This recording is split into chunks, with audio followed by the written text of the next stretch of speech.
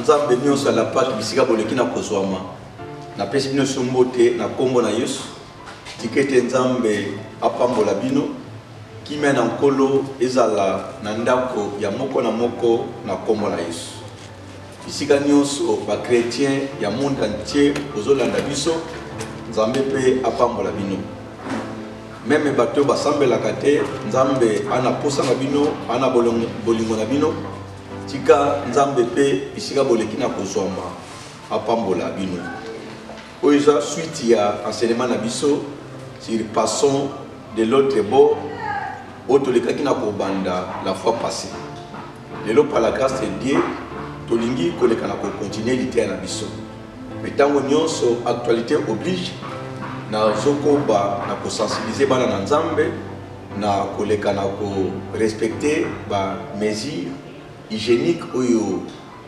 gouvernement apesi biso na nzela ya chef de l'État pour na kozwa makoki ya komi batela contre contamination na virus oyo ya coronavirus et ndenge na utaki oloba na émission la fois passée en dépit ya protection wana bana na nzambe qui sont 91 verset 1 à 10 tia ilika ne pa na nzambe akobatela nzambe akoprotéger pour na puissance 91 le bami bongo mutoza na nzambe akobanga contamination te akobanga fléau te c'est-à-dire en dépit ya ba mesure wana tia confiance pa na nzambe loboko na nzambe ezalaka likolo ya bana na ye pour na kobatela biso pe koleka na kopane biso na ba danger nyonso pe aspect prière ko bosana te bondele pa na nzambe pour na ko arrêter fléau wana bondele pa na nzambe kolo a accompagner ba scientifique na ba recherche ya ba médicaments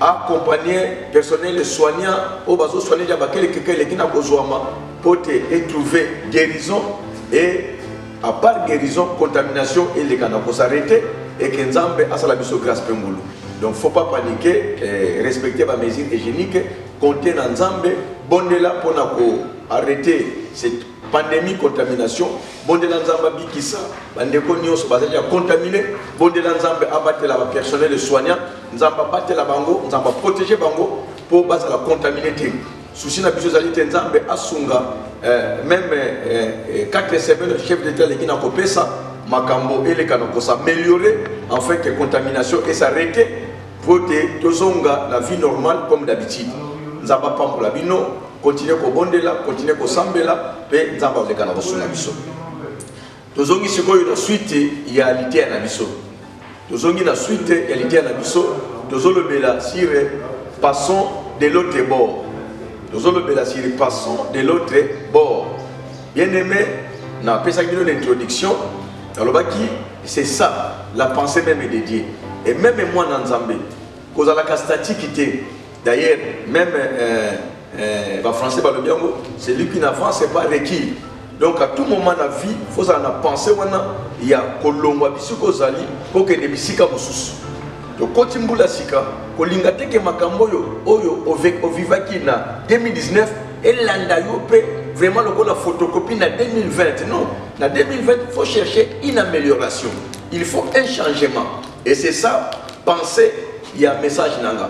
Au moins ba texte leki na kotanga eza ba texte yo bato bazolongwa na boîte na ngambo ya ibale pe bake na ngambo bale mais ngata nazo be la pensée ya pensée de notre be nazo mona nazo tala mingi esprit donc esprit na yo évoluer et longwa ne taposa nango soit ya médiocrité soit ya résultat moko ya muke o longwa wana pio koma na résultat moko encore plus avancé parce que même Bible la biso mon serviteur s'élèvera il prospérera très haut.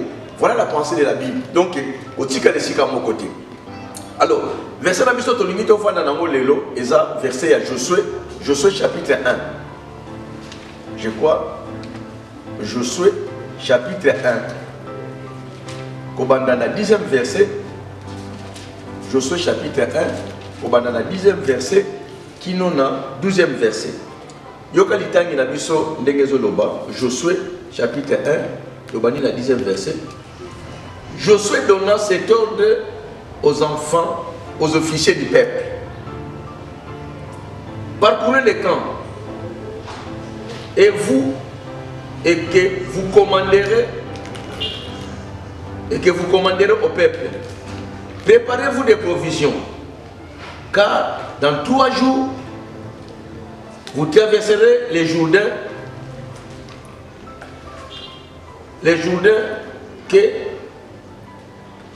que voici, pour aller conquérir les pays dont l'Éternel, votre Dieu, vous donne en possession. Voilà. Donc, c'est ça le message. Josué chapitre 1, verset 10 à 12.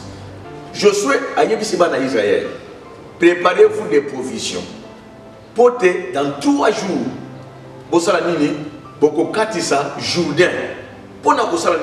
pour conquérir les pays que Dieu vous a donné en héritage.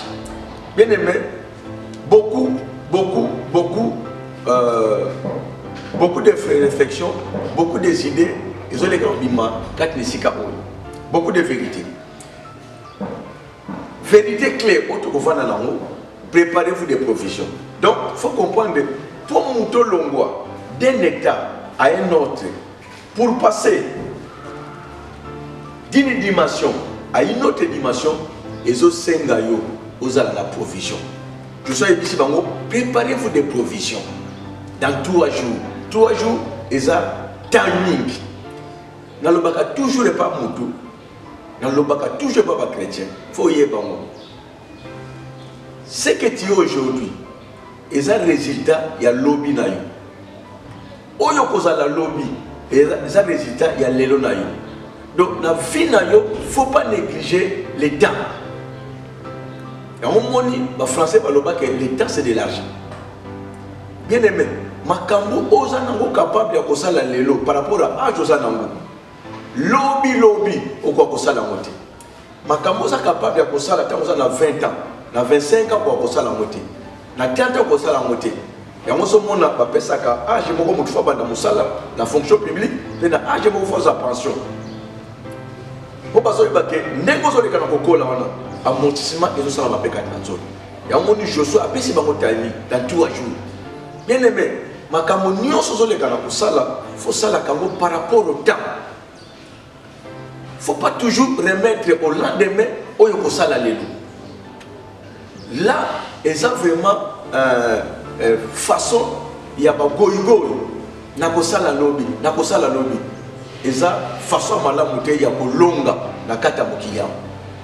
Donc, préparez-vous des provisions. Tu sais ici l'an 2019, maintenant tu continues dans l'an 2020. Déjà là, tu as déjà au mois de mars, peut-être à la fin. Vous comprenez, ce qu'on a rêvé les 2 premiers mois, tu as là maintenant subitement, par rapport à y a vie à bateau, mesure est tombée. 4 semaines mobile, pas des écoles, pas d'église. On doit se préparer en conséquence. Il a des problèmes sérieux. Donc, dans la vie, il faut y aller. Moula bonozana, au salimi, aux okende liboso. Tu vas t'affaiblir. Dès moments où tu vas s'affaiblir, aux salamini pour nous préparer à venir. C'est très important. Je suis ici, Bango. Préparez-vous des provisions. Dans 3 jours, il faut te passer de l'autre côté. C'est-à-dire, salama kamona, ce que le monde d'un côté à l'autre côté, et ce sengayo, au salamo en fonction de timing, en fonction de temps. Au salim bilan, félicitations. Si les plans santé au salim bilan, mais maintenant il faut timing pour les cas d'un côté à l'autre côté. Au salim bilan spirituel, au salim bilan physique, merci beaucoup. Mais maintenant, au tika la wanate. Parce que ce qu'on s'est dit là, et qu'on opposait acte était, il y a les cas de l'autre côté, au Tikali Sikawana. Allah, on s'est dit de mon côté. Mais il faut les cas de l'autre côté. Et c'est ça la pensée de Dieu. Deuxième vérité importante. Aïe, si on tous les cas de l'autre côté pour nous confondre. Abi, tous les cas de l'autre côté pour conquérir. Pour conquérir. Tous les cas de l'autre côté pour nous confondre, pour conquérir. Même dans mon Kiliba, même Paul et la Timothée, j'ai combattu les bons combats de la foi. Bien aimé, Moutoyo alinga kende liboso, Moutoyo alinga longwa. D'une vie à une autre vie, d'une dimension à une autre dimension, ça demande un combat, ça demande une vision. Habito kende pour conquérir. Et ça pour nous mais conquérir, c'est un aspect. C'est un aspect. La vie éternelle, c'est au violent. Ça demande une certaine force. Ça demande une certaine violence. Ça demande une certaine privation. Ça demande des sacrifices. Vous partez pour conquérir. Maintenant, ce que je veux dire, c'est un aspect de provision très important. Les lois sont bien aimé. Les promesses dans la Bible sont là. Mais ce n'est pas un cadeau. Ce n'est pas un cadeau. Ce n'est pas un cadeau. Voilà pourquoi, nous avons quatre provisions. Ce que vous appliquez à mon avis, et quel que soit le résultat et que l'on d'un côté à l'autre côté. Et que l'on de la pauvreté à la richesse. Et que l'on du ténèbre à la lumière. Et que l'on de la misère à une autre dimension de vie. Dans le Bakayango, tout le monde n'est pas appelé à cause de la milliardaire, à cause de la millionnaire. Mais au moins, ce qu'on y a mis, ce qui sont massifs, nous sommes appelés à vivre une vie heureuse, une bonne vie. Et cela, c'est possible à tout chrétien. Au Comonango, c'est par rapport à la provision. Donc, mon frère, mon bien-aimé, Nzambal Tsungayo. Maintenant, par la grâce de Dieu, dans le la 4 provisions. Il y a au moins 4 provisions. Oyo na vie na yo. Faut pas nous dire en application. Oyo et koki koleka na kosungayo pour améliorer bon moinayo. Et c'est là, n'a pas dimension de sa vie, n'a pas domaine de sa vie, dans le domaine spirituel, dans le domaine physique, dans le domaine matériel, dans le domaine sanitaire. Il te faut au moins 4 provisions. Voici la première provision. La première provision, aux Anango, d'accord, Nanga, la première provision, au Bible, la lobela qui a coupé, la litière la fois passée, c'est la vie complète. La première provision, c'est la parole et la prière.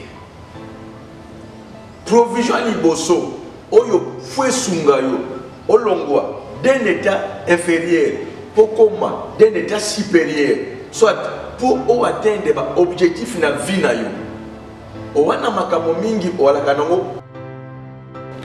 okoli wana posa obali obali wana posa o progresser na vie elingolo bateke obali locataire otika pe locataire okokipe ko bala évoluer lobi bana ko foutre la studio mkolwana komi na chambre na salon lobi okomi na des chambres na salon d'évolution osombi pe lupango otongi pe ndako lobi otambola ki makolo lobi okomi pe ko tambola na mutuka lobi collier ça qui passe mais lobi collier ça pas cité lobi vous avez une difficulté pour la foutre à la main mais lobi ça passe au salon ngolu et que makambo le kana ko bon pour na makambo bonga dans la vie d'ailleurs Bible le je crois la puissance 37 verset 4 sur la bourse entière Bible le fais de l'Éternel tes délices et il te donnera ce que ton cœur désire. Il y a peut-être verset ce qui mais c'est écrit dans la Bible. Fais de l'Éternel tes délices et il te donnera ce que ton cœur désire. Or, pour se prier sans âme, c'est seulement par la parole. Bien aimé, la première provision, la 4 na fin na yo, oyo senga yo, o mettre en application. Pour sunga yo, o longwane taposa nango, puis o matane tapo mususu, c'est la prière. Pardon, la parole et la prière. Au monde, la 4 na Bible, ce qu'on tangi, même Deutéronome 28. Oyoka nzamba solo papa na bana Israël alaki bango makambo nyonso kitoko na bisi bango abandi ne bandi abi si vous observez mes commandements si vous mettez en pratique mes ordonnances et mes lois c'est ça ebandi donc là-bas c'est la parole de Dieu mais même opposant na posa oui yakobika malamu c'est bon c'est un souhait ndenge Jean alobiango na 3 Jean 1 je vais que vous prospérez à tous égards. Vous allez bonne santé comme prospère l'état de votre âme.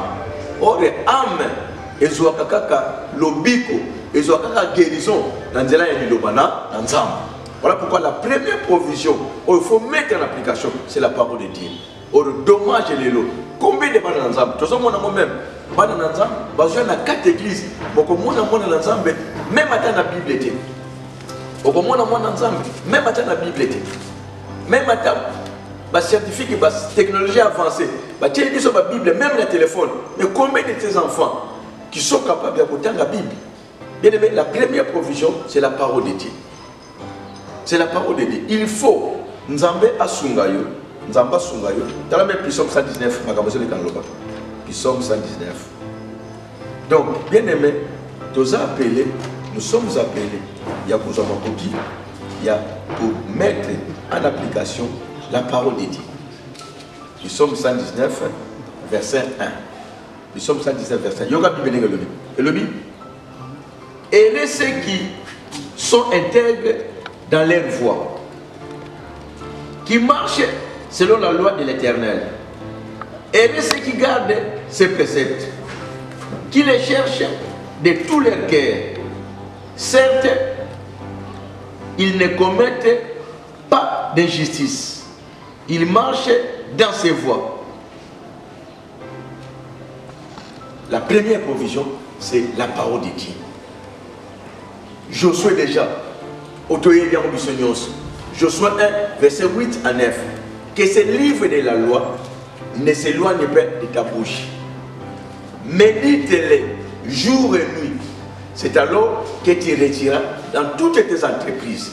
Bien aimé, la première provision, oyoko sungayo po ozoma koki obika ba promesse nzambe, obika ba pamboli na nzambe, c'est la parole de Dieu. Bien aimé, totika ko continuer ko kapola liloba na nzambe. Yoka liloba na nzambe. Na nzela matei, na nzela enseignement, na nzela ba livre okoleka na kotanga des hommes de Dieu qui sont inspirés. Bien aimé, yoka liloba na nzambe, tout ça yango. Tout ça yango. Liloba nyonso na nzambe, tout ça yango. Tiambo kata musala. Nzambe akoleka na kosunga yo, mais nzambe akoleka na kopambola yo. Parce que na nzela poto sa loba na nzambe, nde ekopesa vie na bomo na yo. Tu es bien ngo, hein? Tous de la litanie yango ko liloba na nzambe, la répétition c'est la mère des sciences. Donc na Psaume chapitre 1. Psaume chapitre 1. Voilà Psaume chapitre 1. Bible le bimala, tu bani la première verset. Et tu bani le premier verset, tu bani la verset 2. Babi, mais qui trouve son plaisir dans la loi de l'Éternel. Mais qui trouve son plaisir dans la loi de l'Éternel. Bien aimé, c'est la première provision par excellence. Provision liboso par excellence. C'est la parole de Dieu. Babi mutoyo avandi na loba na nzambe. Mutoyo azozwa plaisir na loba na nzambe, la loi de l'Éternel. Mutoyo et qui médite sa loi jour et nuit. Babi, il est comme un arbre planté près d'un courant d'eau qui donne son fruit en son temps et dont le feuillage ne se flétrit point pas. Tout ce qu'il fait réussit. Vous comprenez? C'est la parole de Dieu. Nyonso koleka na kosala ko réussit. Babi esengo mutoyo azuli loba na nzambe avant d'ici nabo moina ye. Babi na biso azalo kola nzete elona mi peme na mai. Nzete elona mi peme na mai et monaka saison sèche te. À tout moment ils ont nourri parce que misisa na ye ils ont la carte na mai. C'est-à-dire mutwana ako connaître même ba bouleversement te parce que nzambe aza oyo akobatela ye, nzambe aza oyo akosunga ye, nzambe aza oyo abando tambola na ye. Bien aimé, soit liloba na nzambe tia kata bomo na yo banda ko tosa yango banda ko tambola selo liloba na nzambe tambola selo restriction oyo maloba na nzambe ezoleka na kotinda nzambe akosunga yo. Premier aspect à provision, il y a parole de Dieu. Le coup la provision, et que sungayo, et que sungayo, et que orienter, et que guider. Vous allez le nzete, on l'a mis permet na mai, mais nous sommes les canaux sala et que les canaux réussir. Deuxième aspect à provision, c'est la prière, le sang. Na utaki pour flasher le coin que oui. Deuxième aspect c'est la prière. Yeso déjà avant kende alakisaki me bayekoli ndenge ni bosengi koleka na kobondela pe ye moko yeso na bayekoli apesaki biso lisese na ligue 18 ya juge unique na 20 vol Ligue 18, ce qu'on va dire dans le verset 1, qui nous coûte dans le verset 8. Par le bien d'abisso, on va penser qu'il s'est soigné pour nous accueillir, mais c'est que tant on y est, il faut que nous ayons là. Donc, on est quand même. Deuxième aspect, il y a provision. Voilà ça. Numéro 1, provision. Provision. On appelle ça 4 provisions. Première provision, c'est la parole et la prière. C'est la provision par excellence. Surtout que dans la Ligue,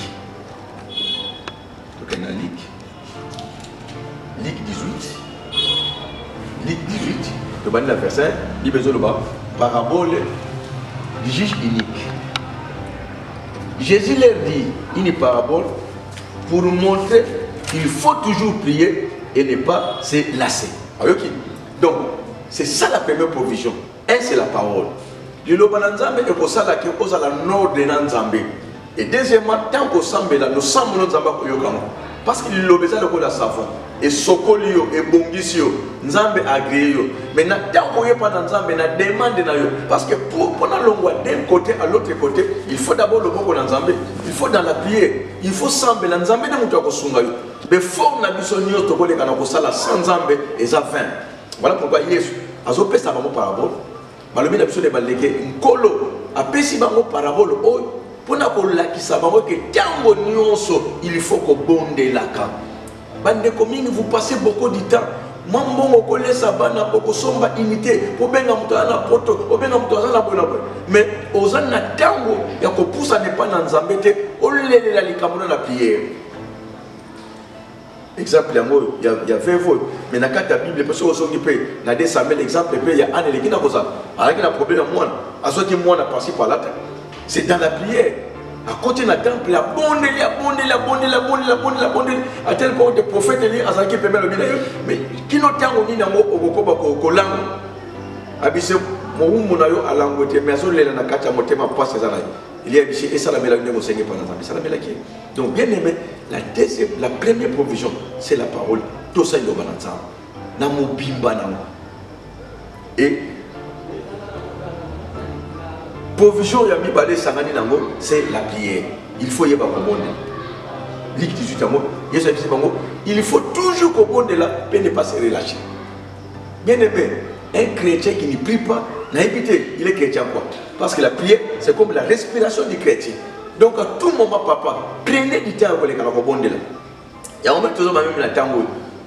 Bah quand l'église, la mesure il y a prévention, il y a contamination du coronavirus, bah quand il prière, tu vas te lamenter pourquoi?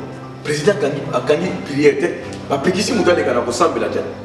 Bah pékisi mouta les canaux ensemble là. Or Bible le dit déjà. Ici quand il balé to misat, baza ilongo, bazo sang, bazo tanga comme on a. Dans ça la bango longo. Mais nous sommes pas possible et qu'on ça met la bino. Donc bah quand l'église, bah quand il bata qu'on a bisoté. Nakata ta qu'on sangi sabana no, sambe là. Né la personne barricade les mosso. Sambe là pour la coronavirus et s'arrêter. Appliquer ma clé à Yesu nanda qu'on par la prière. C'est à protéger le botano par la prière. Il y a pas ma famille qui a les bottes. Peut-être mais la virus on a par la prière et s'arrêter. La contamination est si là, on va pas contaminer, ça la guérir. C'est pas la prière. Hier ça t'a laissé il faut continuer. Il y avait dans une ville un juge qui ne craignait pas Dieu et qui n'avait d'égard pour personne. Il y avait aussi dans cette ville une veuve qui venait lui dire: fais-moi justice de mon adversaire. Fais-moi justice de mon adversaire. Pendant longtemps, il ne voulut pas. Mais ensuite, il dit en lui-même: bien que je ne craigne pas Dieu et que je n'ai d'égard pour personne, néanmoins, parce que cette veuve me cause des ennuis, je lui ferai justice, de peur que jusqu'à la fin, elle ne vienne me causer, me casser la tête. Le Seigneur ajouta: entendez ce que dit le juge unique. Et Dieu ne fera-t-il pas justice à ses élus qui crient à lui jour et nuit? Tardera-t-il à leur égard? Je vous le dis, je leur ferai promptement justice.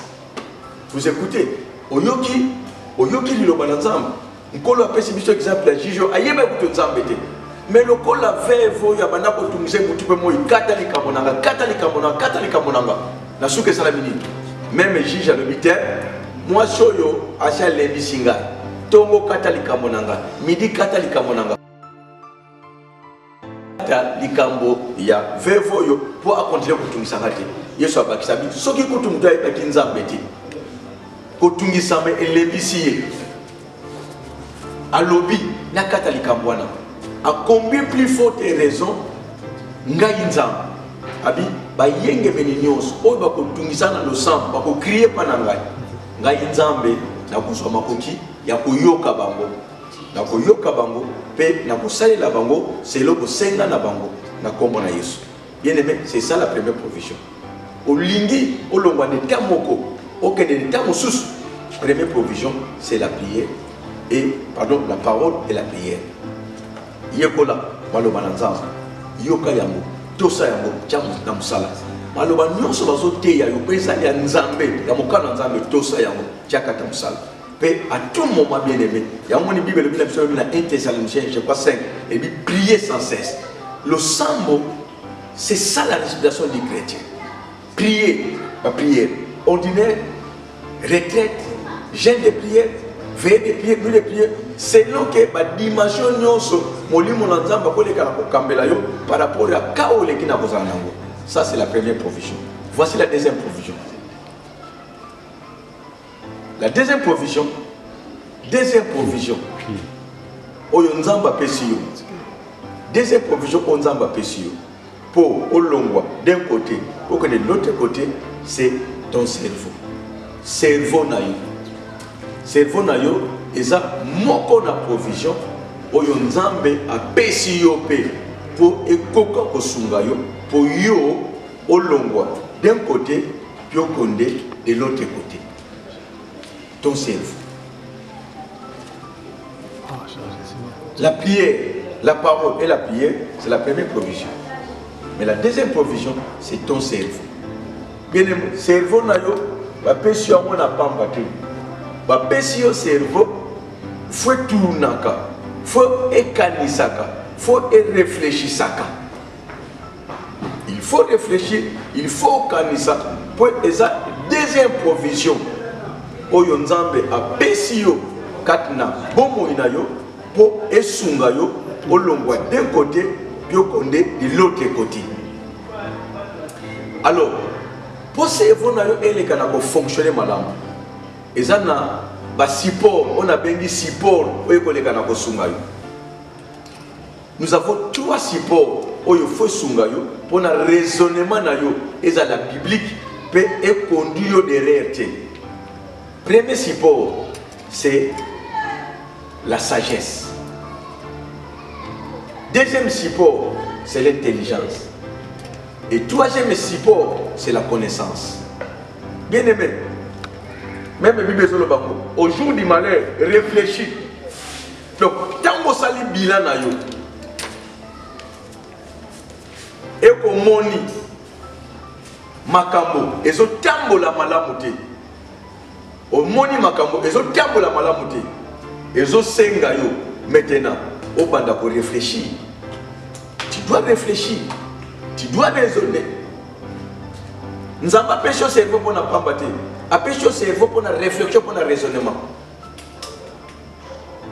Et pour raisonner maintenant, au sein de la vérité, il faut la sagesse, il faut l'intelligence et il faut la connaissance.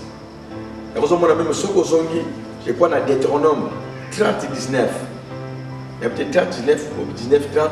Quand il a vu ça, il a dit que il a dit mais yo pona. Généralement, quand tu vas pona kamabe, pona ni, c'est par rapport à la réflexion, par rapport à la sagesse, intelligence. De mon mutuazo que les mingi na mabe tango poni mabe, eza liwa na yo. Nzambe aleka na kosunga yo. Nzambe aleka na kosunga yo. Je crois nazo koma na suka. Deuxième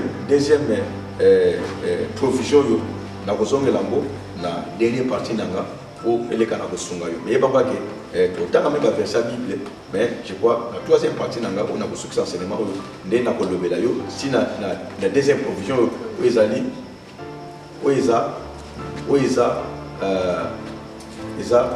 la réflexion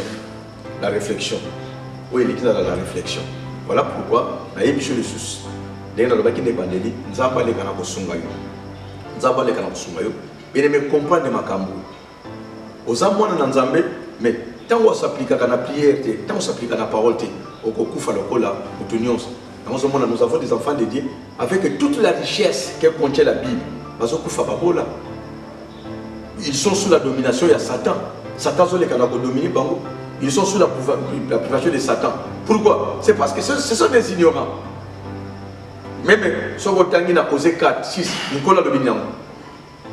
Nicolas Lobi n'a pas rejeté.